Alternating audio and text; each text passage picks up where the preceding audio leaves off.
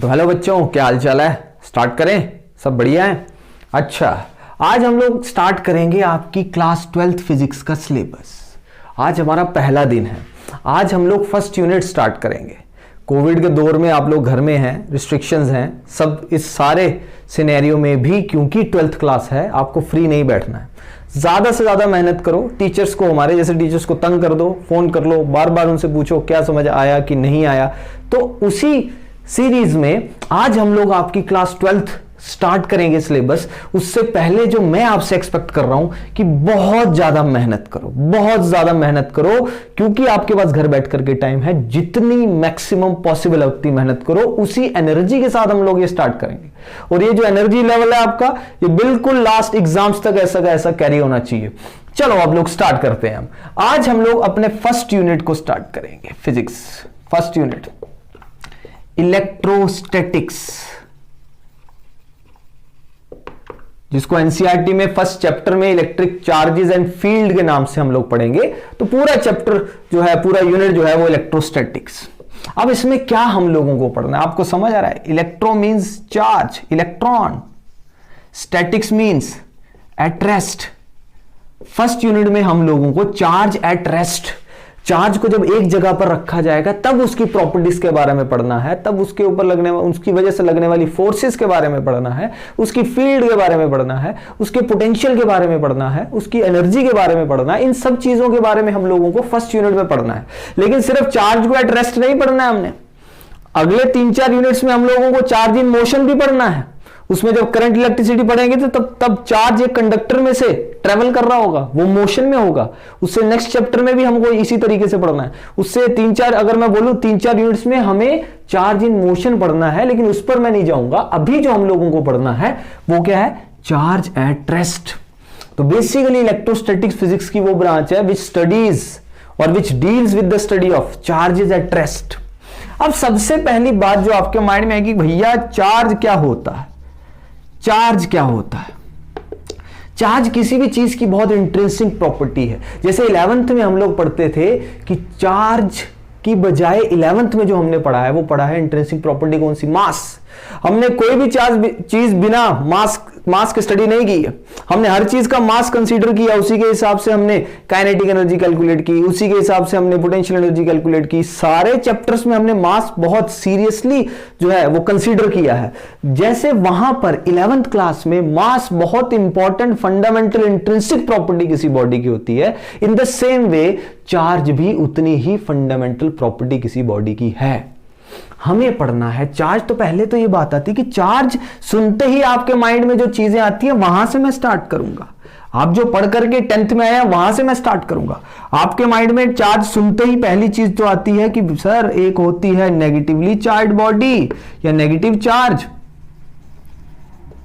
एक होता है क्या, पॉजिटिवली चार्ज बॉडी या पॉजिटिव चार्ज। अच्छा, एक पॉजिटिव चार्ज होता है, एक नेगेटिव चार्ज होता है। और प्लस माइनस मतलब पोलैरिटीज को शो कर रहे हैं कि एक पॉजिटिव है एक नेगेटिव है, ये बाय कन्वेंशन। अच्छा, ये सब क्या है, कहां से हुआ, कैसे हुआ, इन सब चीजों को समझने से पहले जो चीजें आपको आती हैं वहां से स्टार्ट करेंगे हम लोग। आप लोगों ने एटॉमिक स्ट्रक्चर के बारे में पढ़ा है, उसमें फिर आपने इलेक्ट्रॉनिक कॉन्फ़िगरेशन के बारे में भी पढ़ा है। आपको पता है कि किसी भी एटम में जितने नंबर ऑफ प्रोटॉन्स होते हैं उतने ही नंबर ऑफ इलेक्ट्रॉन्स होते हैं। और इलेक्ट्रॉन के चार्ज को नेगेटिव माना जाता है और प्रोटॉन के चार्ज को पॉजिटिव माना जाता है। मैग्नीट्यूड में जितना चार्ज ऑन एन इलेक्ट्रॉन होता है उतना ही चार्ज किस पर होता है, बोलो, चार्ज ऑन व्हाट, प्रोटॉन। इनकी वैल्यूज वगैरह पे मैं आऊंगा। इलेक्ट्रॉन पे जितना चार्ज होता है उतना ही चार्ज प्रोटॉन पे होता है। इलेक्ट्रॉन पे हम नेगेटिव मानते हैं उतना ही पॉजिटिव प्रोटॉन पे मानते हैं। इसका मतलब एक एटम में जितने इलेक्ट्रॉन्स होते हैं उतने ही प्रोटॉन्स होते हैं। What does it mean? इसका मतलब वो बॉडी क्या होती है, न्यूट्रल होती है। जैसे ही इलेक्ट्रॉन्स और प्रोटॉन्स के नंबर में गड़बड़ हुई, ऊपर नीचे हुआ, तो बॉडी चार्ज हो जाती है। अब प्रोटॉन्स का नंबर बढ़ जाना, यह स्टेटमेंट कहने में थोड़ी सी ठीक नहीं लगती है। क्यों? क्योंकि मूवमेंट जो है इलेक्ट्रॉन और प्रोटॉन में सिर्फ किसकी पॉसिबल है भैया, movement of electron is possible, जबकि प्रोटॉन की मूवमेंट अभी पॉसिबल नहीं है, क्योंकि प्रोटॉन और न्यूट्रॉन्स, ये अगर मैं सब एटॉमिक पार्टिकल्स की बात करूं तो प्रोटॉन और न्यूट्रॉन न्यूक्लियस के अंदर होते हैं और स्ट्रॉन्ग न्यूक्लियर फोर्स ने उनको बाइंड करके रखा है, जबकि इलेक्ट्रॉन बाहर घूम रहा होता है। ये सब आपको पता है, ये न्यूक्लियस है, इसी के अंदर प्रोटॉन और न्यूट्रॉन है, जबकि बाहर कौन घूम रहा है? इलेक्ट्रॉन। पहले ऑर्बिट में 2, मान लिए तीसरे में 1 है, सॉरी दूसरे में 1 है। पहले ऑर्बिट में 2 इलेक्ट्रॉन, दूसरे में 1 इलेक्ट्रॉन। कितने इलेक्ट्रॉन है? 3। तो इसमें प्रोटॉन भी कितने हैं? 3। बॉडी इलेक्ट्रिकली न्यूट्रल है। लेकिन क्योंकि आपको पता है कि आउटर मोस्ट ऑर्बिट जो मैंने ये ड्रॉ किया है, इसमें ये जो इलेक्ट्रॉन है यहां पर ये चाहता है कि यहां 8 इलेक्ट्रॉन्स हो, तो 8 तो है नहीं, 7 तो नहीं ले सकता, 1 जा सकता है। तो जैसे ही 1 इलेक्ट्रॉन चला जाएगा भैया, पीछे बचेंगे 3 प्रोटॉन, 2 इलेक्ट्रॉन। बॉडी पे कौन सा चार्ज हो जाएगा? बोलो भैया, 3 पॉजिटिव के 2 नेगेटिव के, तो बॉडी हो जाएगी पॉजिटिवली चार्ज। तो आपको समझ आया बॉडी कैसे पॉजिटिवली चार्ज होगी? बॉडी पॉजिटिवली चार्ज तब होगी, अब आप बोलोगे कि सर इसमें नंबर ऑफ प्रोटॉन्स बढ़ गए इसलिए बॉडी पॉजिटिवली चार्ज हो गई, लेकिन ऐसा बोलना नहीं है। क्यों? क्योंकि प्रोटॉन की मूवमेंट पॉसिबल है क्या? नहीं है। ट्रांसफर या मूवमेंट सिर्फ किसका पॉसिबल है? किसका पॉसिबल है? इलेक्ट्रॉन का। तो इलेक्ट्रॉन गया जब, तो बॉडी पॉजिटिवली चार्ज होगी। ऑल्दो आप सही सोच रहे हैं कि प्रोटॉन का नंबर बढ़ गया तो बॉडी पॉजिटिवली चार्ज, इलेक्ट्रॉन का नंबर बढ़ गया तो बॉडी नेगेटिवली चार्ज। आप सही सोच रहे हैं, बट टेक्निकली जब आपसे पूछा जाएगा तो आपको लिखना क्या है? कैसे कोई बॉडी पॉजिटिवली चार्ज होगी? जब इलेक्ट्रॉन जाएगा, क्योंकि सिर्फ किसकी मूवमेंट पॉसिबल है? इलेक्ट्रॉन की, प्रोटॉन की पॉसिबल नहीं है। जब भी चार्ज बॉडी की बात आएगी, जब भी चार्ज की बात आएगी, तो आप बात करेंगे किसकी? इलेक्ट्रॉन की मूवमेंट की। तो बताओ मुझे अब कि पॉजिटिवली चार्ज बॉडी कैसे होती है? जब इलेक्ट्रॉन चला जाता है, यानी कि अगर किसी भी बॉडी में लैक और डिफिशियंसी ऑफ इलेक्ट्रॉन होगा, तो भैया वो बताओ कौन सी बॉडी होगी? पॉजिटिवली चार्ज बॉडी होगी, क्योंकि इसमें इलेक्ट्रॉन कम हो गए, प्रोटॉन्स बढ़ गए। वैसे जितने नंबर ऑफ इलेक्ट्रॉन्स होते हैं उतने ही प्रोटॉन्स होते हैं, और आपको पता है चार्ज दोनों का बराबर होता है, एक का नेगेटिव एक का पॉजिटिव। अगर इलेक्ट्रॉन का चार्ज -1 मानूं तो प्रोटॉन का +1, तो अगर एक इलेक्ट्रॉन एक प्रोटॉन है तो चार्ज 0 हो गया। तो कहने का मतलब है कि पॉजिटिवली चार्ज बॉडी तब होगी when there is a lack और deficiency of electron. In the same way मुझे बताओ कि भैया नेगेटिवली चार्ज बॉडी कैसे होगी?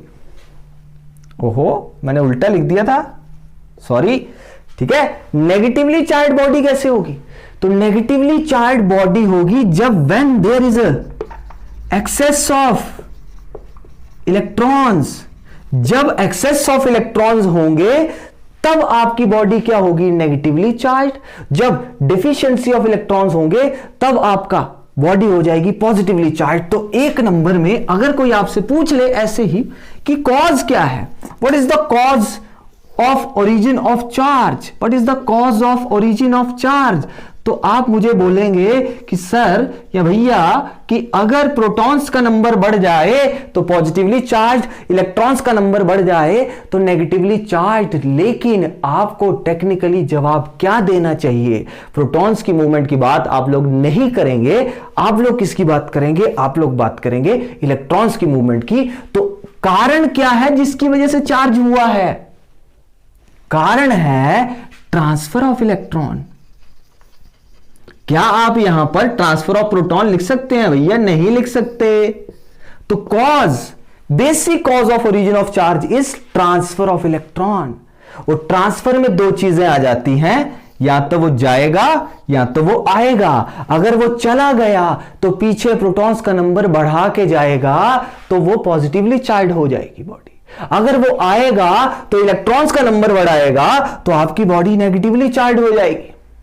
समझ आया कि नहीं आया? तो आपके 2 तरह के चार्जेस का कंसेप्ट क्लियर हो गया कि नेगेटिवली चार्ज बॉडी में क्या होगा और पॉजिटिवली चार्ज बॉडी में क्या होगा। तो आपको एक चीज तो समझ आ गई कि ये सारा चार्ज की जो बात हो रही है, this is due to an electron. ठीक है कि नहीं? अब हम बात करते हैं कि इलेक्ट्रॉन पे चार्ज होता कितना है। इलेक्ट्रॉन इलेक्ट्रॉन के बारे में हम बात करते हैं तो 1e जो होता है वो होता है 1.6 इंटू 10 की पावर -19 कूलम। और आपको यहां से समझ आया होगा कि coulomb is a unit, is SI unit of what? Charge. Charge की एसआई यूनिट क्या है? कूलम है। समझ रहे हो कि नहीं? तो इलेक्ट्रॉन का चार्ज जब हम लेंगे तब माइनस लेंगे और प्रोटॉन का चार्ज इतना ही होगा, लेकिन किस कैसे लेंगे? साइन क्या होगा वहां पर? प्लस होगा। ये सब चीजें आपको पता चल चुकी हैं। और अगर आपको कुछ चीजें नोट करनी है तो मास ऑफ इलेक्ट्रॉन जो होता है वो होता है 9.1 इंटू 10 की पावर -31 kgs। प्रोटॉन का मास आपको पता है 1 AMU होता है, 1.67 इंटू 10 की पावर -27 kg होता है। और लगभग मास जो प्रोटॉन का है वो बहुत ज्यादा होता है एज कंपेयर टू इलेक्ट्रॉन। समझ आया आप लोगों को कि नहीं? ये कुछ टर्म्स हैं जो आपको पता होनी चाहिए। अब अगर आप लोगों ने ये नोट कर लिया है, कोई चीज आपको नहीं समझ आई है तो आप पॉज करो, रिवाइंड करके देख लो एक बार। अब इलेक्ट्रॉन के बारे में आपको लगभग सारी चीजें पता चल चुकी हैं। अब हम आगे बढ़ेंगे कि ये इलेक्ट्रॉन की वजह से जो चार्ज होता है इसकी क्या क्या प्रॉपर्टीज होती है। समझ रहे हो कि नहीं? अब हम इलेक्ट्रॉन की वजह से हुआ है चार्ज, अब चार्ज की प्रॉपर्टीज के बारे में हम लोग डिस्कस करेंगे। Properties of charge.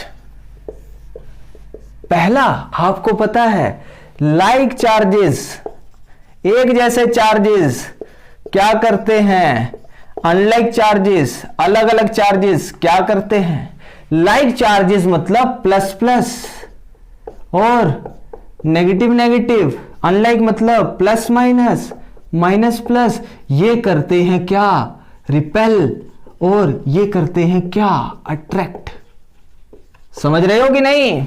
ये सब आपको पता है, पढ़ करके आए हो आप, वही हम रिवाइज कर रहे हैं। आज का लेक्चर को बहुत रॉकेट साइंस वाला नहीं होने वाला है, आसान चीजें आप सब लोगों को पता है। तो लाइक चार्जेस का मतलब एक जैसे चार्जेस, अगर दो पॉजिटिव चार्ज होंगे तो एक दूसरे को रिपेल करेंगे, अगर एक पॉजिटिव एक नेगेटिव या एक नेगेटिव एक पॉजिटिव है तो वो अट्रैक्ट करेंगे। दूसरी सबसे important property, charge is independent of speed. Charge का स्पीड से कोई लेना देना नहीं है, मास का स्पीड से लेना देना है, मास का स्पीड से लेना देना है। m equals m0 upon under root 1 minus v² upon c²। ये सब लॉरेंस की ट्रांसफॉर्मेशंस, ये सब अभी मैं आपको डराऊंगा नहीं। गैलीलियन और लॉरेंस की ट्रांसफॉर्मेशंस आप कॉलेज में जाकर के पढ़ोगे, कई लोग इस पे बहुत डिस्कस करते हैं, अभी इसकी जरूरत नहीं है। मास वेलोसिटी पे डिपेंड करता है, लेकिन चार्ज वेलोसिटी पे डिपेंड भैया नहीं करता है, आपको याद रखना है। अब बच्चों नेक्स्ट प्रॉपर्टी आ जाएगी, अब मजा आएगा आप लोगों को। Quantization of charge. Quantization of charge ये सबसे इंपॉर्टेंट चीज है चार्ज को लेकर के। अब क्वांटाइजेशन ऑफ चार्ज क्या कहता है, पहले तो देख लो। क्वांटाइजेशन का मतलब होता है fixed amount. Fixed amount, fixed amount कैसे, ये आपको पता है। अगर मैं कहूं कि +2e चार्ज पॉसिबल है तो आप बोलेंगे सर 2 इलेक्ट्रॉन चले गए थे, पीछे जो बचा उसमें 2 प्रोटॉन ज्यादा है इसलिए +2e चार्ज है। अब अगर मैं आपसे कहूं कि भैया -2e चार्ज है तो आप बोलेंगे अच्छा सर 2 इलेक्ट्रॉन आ गए हैं इसलिए -2e चार्ज है। फिर मैं आपसे कहूं कि भैया 5e चार्ज है +5e तो आप बोलेंगे सर 5 इलेक्ट्रॉन चले गए। यही तो कह रहा है ये कि या तो 2e चार्ज पॉसिबल है, -2e 5e क्या पॉसिबल है, ये चार्ज बताओ जरा। क्या हाफ e चार्ज पॉसिबल है क्या? आप बोलेंगे सर पागल हो गए हो, आधा इलेक्ट्रॉन चला गया है ऐसा कह रहे हो आप इसको लिख करके, तो बिल्कुल पागल ही हो गया हूं अगर मैं ये बोलूं कि ये चार्ज पॉसिबल है। ये चार्ज पॉसिबल नहीं है। यानी कि चार्ज कैसे पॉसिबल है, वो क्वांटाइजेशन है। ये क्या कहता है कि charge on a body must be integral multiple of basic unit of charge on an electron और प्रोटॉन इलेक्ट्रॉन या प्रोटॉन पे जितना चार्ज है उतना ही चार्ज पॉसिबल है उसका इंटीग्रल मल्टीपल, यानी कि that is Q is equal to NE। यही चार्ज पॉसिबल है। तो n की वैल्यू क्या 1/2 हो सकती है? नहीं हो सकती है। क्या 2/3 हो सकती है? नहीं हो सकती है। 1/3 हो सकती है? नहीं हो सकती है। अभी मैं क्वार्क्स का जिक्र नहीं कर रहा हूं, उसके बारे में डिस्कस नहीं करेंगे। इंडिपेंडेंटली किसी बॉडी पे इतना ही चार्ज पॉसिबल है वेयर n इक्वल्स +-1 हो सकता है, +-2 हो सकता है, +-3 हो सकता है, +-4 हो सकता है, सो ऑन। यानी कि अब एक चीज और पहले मुझे बताओ फिर आगे बढ़ेंगे। एंड E कितना है? 1.6 इंटू 10 की पावर -19 कूलम। ये वैल्यू अगर प्लस में है तो प्रोटॉन का चार्ज है, माइनस में है तो इलेक्ट्रॉन का चार्ज है। ये वैल्यू उतने ही अच्छे से याद होनी चाहिए जितने अच्छे से टू गट टेबल आता है। आप लोगों को फिजिक्स पढ़ रहे हैं तो कुछ क्वांटिटीज तो आप लोगों को टिप्स पे याद होनी चाहिए। E की वैल्यू 1.6 इंटू 10 की पावर -19 कूलम। यानी कि अगर मैं बोलूं कुछ एग्जांपल्स देनी हो तो चार्ज कितना कितना पॉसिबल है? +2E चार्ज पॉसिबल है, +7E पॉसिबल है, -9E पॉसिबल है, एंड सो ऑन। ये चार्ज पॉसिबल है लेकिन ये चार्ज पॉसिबल नहीं है। 5/3E चार्ज पॉसिबल नहीं है। ये नहीं है भैया, ये गलत पढ़ा रहे हो बोलना सर ये पॉसिबल नहीं है। उसी को अंग्रेजी में लिखा तो क्वांटाइजेशन की प्रॉपर्टी हो गई। ठीक है कि नहीं? ये सबसे इंपॉर्टेंट चीज है। इसी पे डिस्कस करके आगे बढ़ते हैं। इसका क्या काम है, कहां हम लोगों को ये काम आएगा। जैसे n क्या होता है? इंटीजर या उसको सिंपल भाषा में बोलेंगे अपनी तो n इंटीजर नहीं है। बेसिकली क्या है, अगर ऐसे लेमैन की लैंग्वेज में बात करें, मैं आपस में हम लोग बात करें, समझने के लिए बात करें तो n is the number of electrons जो या तो वो चले गए हैं या तो वो आ गए हैं किसी बॉडी में। समझ रहे हो कि नहीं? n क्या है? नंबर ऑफ इलेक्ट्रॉन्स जो चले गए हैं या आ गए हैं। तो आप एक क्वेश्चन घर में ट्राई करेंगे कि how many electrons constitute 1 coulomb of charge. कि भैया 1 कूलम चार्ज बनाने के लिए कितने इलेक्ट्रॉन्स लगेंगे? तो आपको पता है। इसको ट्राई करके कमेंट सेक्शन में लिख देना, मुझे मैसेज कर देना, मुझे फोन करके बता देना, लेकिन बता देना how many electrons constitute 1 coulomb of charge. 1 coulomb charge बनाने के लिए कितने इलेक्ट्रॉन्स लगेंगे? तो आपको चार्ज तो दे रखा है 1 कूलम, n आपको नहीं दे रखा है, E आपको पता है। समझ रहे हो कि नहीं? तो यहां से मुझे आपको पता है, यहां लिख लोगे we know that Q equals NE और N की वैल्यू यहां से निकाल करके मुझे बताओगे। एक चीज ये करोगे आप। दूसरा,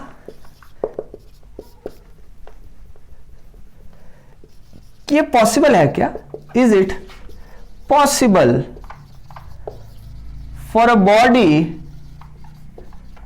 to have, let us suppose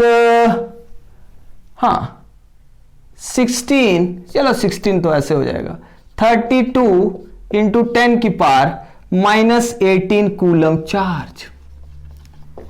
ये बताना है आपने मुझे, क्या ये पॉसिबल है कि किसी बॉडी पे इतना चार्ज पॉसिबल हो? तो भैया ये कैसे करेंगे? अभी देखते हैं कैसे करेंगे। आपको पता है Q दे रखा है आपको 32 इंटू 10 की पावर -18 कूलम। आपको पता है अगर n, मैं यहां से n निकाल लूंगा, कितने नंबर ऑफ इलेक्ट्रॉन्स आए गए? इसमें तो गए होंगे क्योंकि प्लस है, गए होंगे इलेक्ट्रॉन्स। समझ रहे हो कि नहीं? अच्छा, n का पता नहीं है, लेकिन अगर n इंटीजर आ गया, अगर n इंटीजर आ गया तो ये पॉसिबल है। अगर n इंटीजर नहीं आया तो ये पॉसिबल नहीं है। समझ रहे हो कि नहीं? E कितना होगा? 1.6 इंटू 10 की पावर -19 कूलम। तो दिस इंप्लाइज, हम यहां से निकाल लेंगे Q equals NE implies n equals Q upon E। Q दे रखा है 32 इंटू 10 की पावर -18 कूलम अपॉन 1.6 इंटू 10 की पावर -19 कूलम। यहां से हो जाएगा 32/16 इंटू 10 की पावर -18। अच्छा, बताओ जरा, ये 1.6, चलो अच्छा ऐसे ही करेंगे ना। अभी स्टार्ट किया, बोलो सर स्टार्ट किया तो कैलकुलेशन डायरेक्ट क्यों लिख रहे हो आप, वैसे करते हैं। n इक्वल्स 32/1.6 इंटू 10 की पावर 19 ऊपर चला जाएगा तो क्या हो जाएगा, प्लस 19 माइनस 18 कितना हो जाएगा, 10 की पावर 1। अब ये 32 16 कितना आ जाएगा, ये कितना आ जाएगा, बताओ आंसर बताओ मुझे। क्या ये इंटीजर आ रहा है, क्या भैया ये इंटीजर आ रहा है कि नहीं आ रहा है। ये ऊपर जो आएगा आएगा 20 यानी कि 200 इलेक्ट्रॉन्स। और ये इंटीजर है कि नहीं है, ये इंटीजर है, इसलिए यस यस ये पॉसिबल है भैया, ये पॉसिबल है, ये चार्ज पॉसिबल है। समझ रहे हो कि नहीं समझ रहे हो। तो इस तरीके से ये क्वांटाइजेशन ऑफ चार्ज आप लोगों को पढ़ना है। नेक्स्ट प्रॉपर्टीज एडिटिविटी और इसमें कंजर्वेशन हम लोग कल पढ़ेंगे। इसको थोड़ा सा रिवाइज कर लेना, जो चीज समझ नहीं आएगी उसको पॉज करके आप एक बार दोबारा से इसको रीड कर सकते हो। समझ नहीं आया है तो भी मैं कह रहा हूं मुझे फोन करके कमेंट सेक्शन में कैसे भी मुझे बता सकते हो। आज इतना ही करेंगे, बहुत अच्छे से जम के मेहनत करो। Okay, good night.